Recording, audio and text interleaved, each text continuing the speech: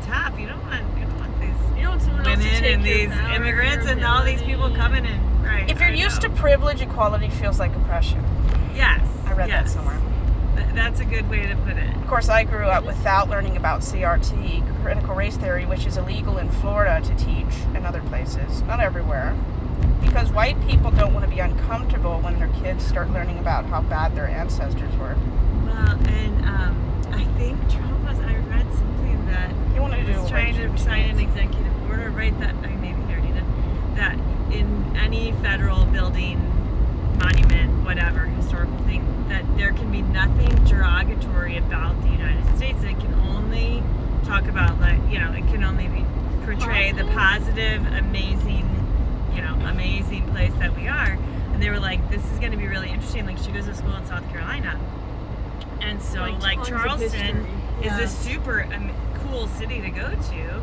And the whole thing was built on slavery, and they're very aware open about it, talk about everything. I mean, like when you're touring like the beautiful houses, and they're like, obviously when you're touring the slaves' quarters, and they're describing what the life was like, and they're like, obviously, like, this family had amassed great wealth, and they're like, but clearly on the backs of slaves, like if they didn't have the slaves working in their farmland and whatever, so they're very, very open about it, but they're like, how are you going to, like, you don't have to even say it in a derogatory way, but can you just say the truth? Well, any president actually happened. Any president born after 1865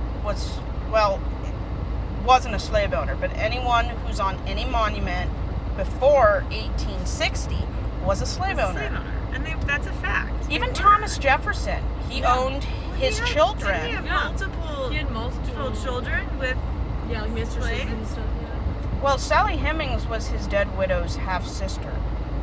So he technically owned his own children, but she got him before he died to release all of their kids once they turned 21. Okay. Sally Hemings, only her kids were freed upon Thomas Jefferson's death.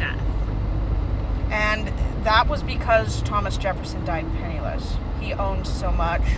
His daughter actually had to finagle to keep Monticello from being sold.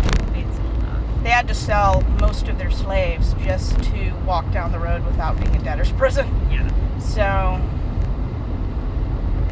George Washington, he had slaves. I'm not sure about Benjamin Franklin, but he probably did.